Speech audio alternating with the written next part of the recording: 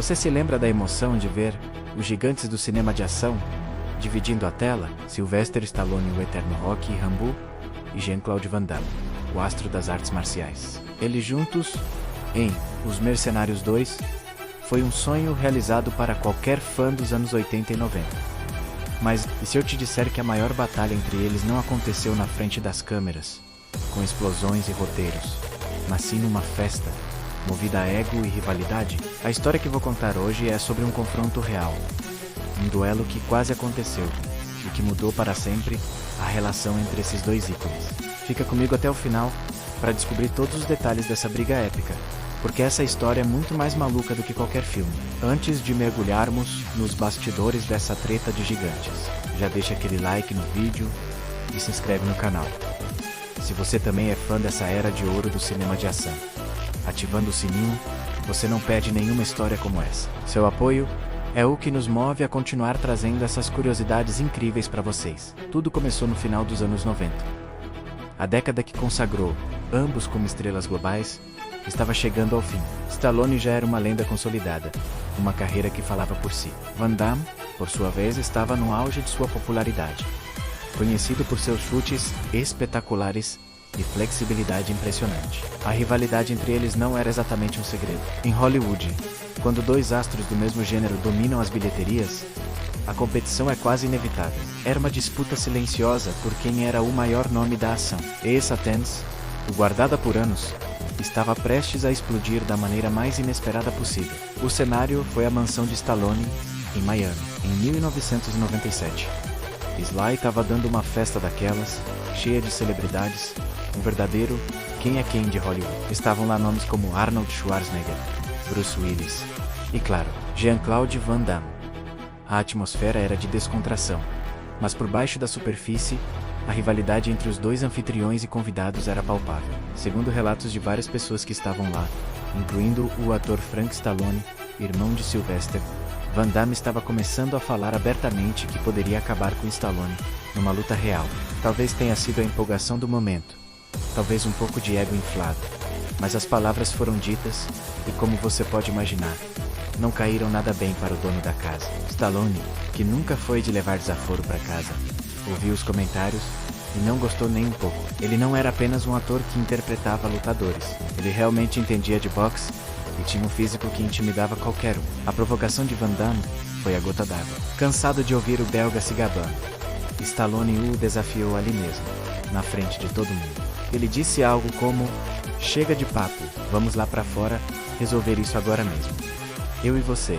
No jardim, a festa parou. A música parecia ter ficado mais baixa. Todos os olhos se viraram para os dois, esperando para ver o que aconteceria. Seria uma cena de filme se tornando realidade. Imagina a cena: a Sylvester Stallone, o Rambo, em pessoa, chamando Van Damme, o grande dragão branco, para uma briga de verdade no seu quintal. O convite não era uma brincadeira.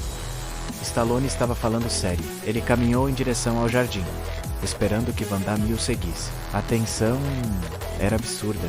Outros astros da ação, como Bruce Willis e Arnold Schwarzenegger, que também estavam na festa, ficaram ali, observando, sem saber se deveriam intervir ou apenas assistir ao confronto do século. A festa na mansão de luxo em Miami estava prestes a se transformar num ringue particular.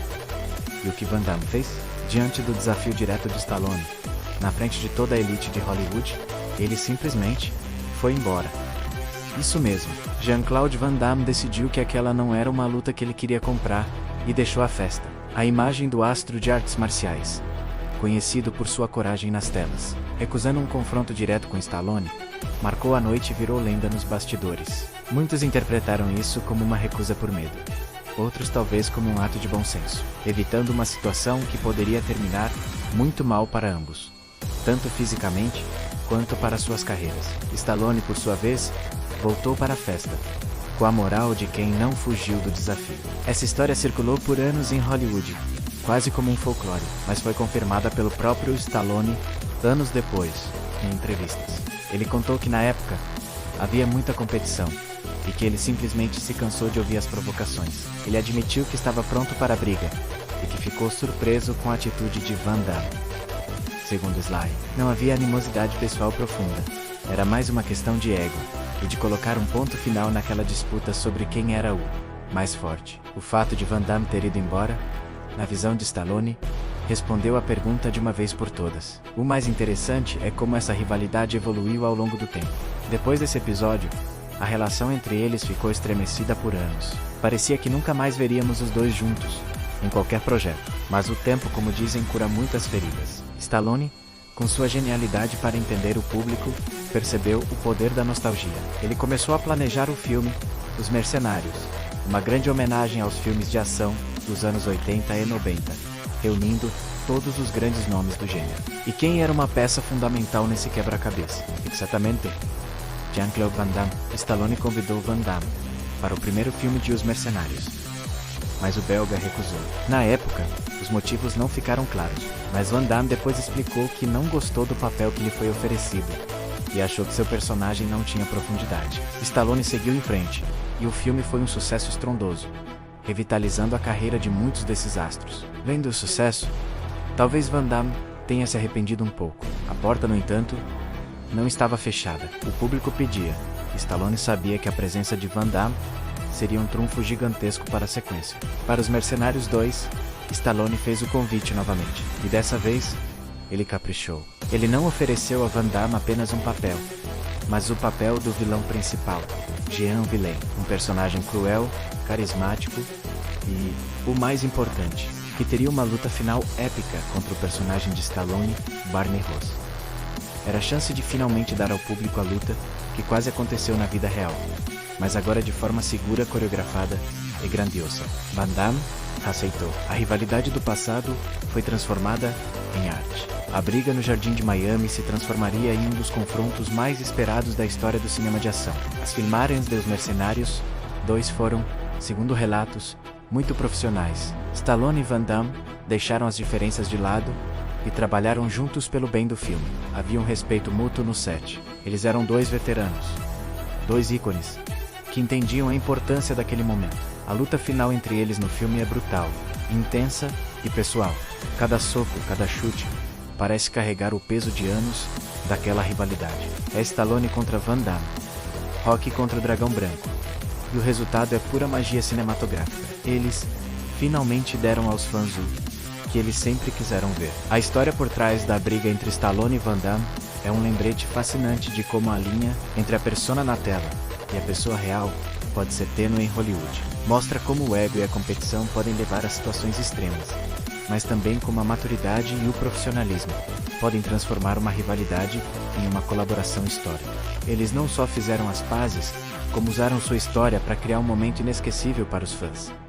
Aquele confronto que não aconteceu na mansão em Miami acabou se tornando o clímax de um filme de sucesso mundial, provando que às vezes a melhor luta é aquela que acontece na tela grande. E você? De que lado ficaria nessa briga? Stallone ou Van Damme? Imagina presenciar uma cena dessas. A verdade é que ambos são lendas, e o fato de terem superado essa treta para nos dar um filme como Os Mercenários 2 só aumenta a nossa admiração por eles. Essa é uma daquelas histórias de bastidores que são tão boas quanto os próprios filmes. Espero que você tenha curtido essa viagem no tempo e essa fofoca de peso de Hollywood. Histórias como essa mostram o lado humano por trás das estrelas que tanto admiramos. Seboki, gosto, não se esqueça de esmagar o botão de like, porque isso ajuda muito o nosso trabalho a alcançar mais fãs de cinema como você. E claro, se ainda não for inscrito, agora é a hora. Clique no botão de inscrição e ative as notificações para não perder nenhuma curiosidade dos bastidores do cinema. Comenta aí embaixo qual outra treta de Hollywood você gostaria de ver a gente desvendar. Muito obrigado por assistir, um grande abraço e até a próxima.